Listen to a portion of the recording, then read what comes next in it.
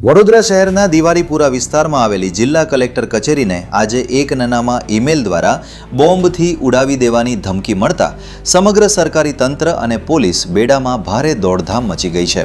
આ ધમકીના પગલે સાવચેતીના ભાગરૂપે કલેક્ટર કચેરીને તાત્કાલિક અસરથી ખાલી કરાવી દેવામાં આવી છે। આજે સવારે કલેક્ટર કચેરીના સત્તાવાર ઈમેલ આઈડી પર એક ધમકીભર્યો મેસેજ આવ્યો હતો।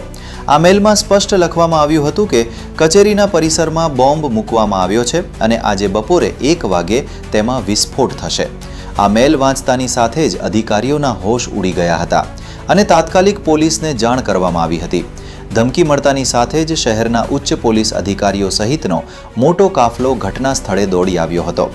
કોઈ પણ જાનહાનિ ન થાય તે માટે કચેરીના તમામ વિભાગોને તાત્કાલિક ખાલી કરાવવામાં આવ્યા હતા। બોમ્બ સ્ક્વોડ અને ડોગ સ્ક્વોડની મદદથી કચેરીના એક ખૂણાની તપાસ કરવામાં આવી રહી છે।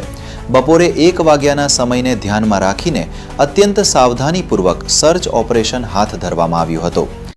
અત્યારે હાલ જે સવારના મેલ મળ્યો છે એના અનુસંધાને પોલીસ સતર્કતાથી સમગ્ર કલેક્ટર કચેરીના અંદરના વિભાગ અને બહારના વિભાગોની તપાસ કરી રહી છે। સાથે સાથે BDDS ટીમ છે, ડોગની ટીમ છે, અમારી ક્રાઇમ અને એસઓજીની ટીમ પણ છે, જ્યારે આખા પ્રેમાઇસીસની ખૂબ ઝીણવટપૂર્વક તપાસ કરી રહી છે।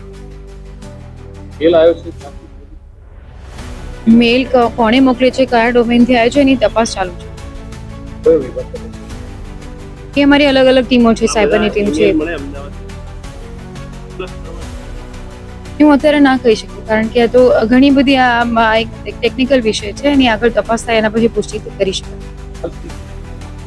અત્યારે હાલ સમગ્ર પરિસરની સંપૂર્ણ ચકાસણી થઈ ચૂકી છે। અત્યારે હાલ પૂરતું તો કશું ધ્યાને આવેલ નથી, પણ છતાં પણ પોલીસ સતર્કતાથી દરેક એંગલ જોઈ રહી છે।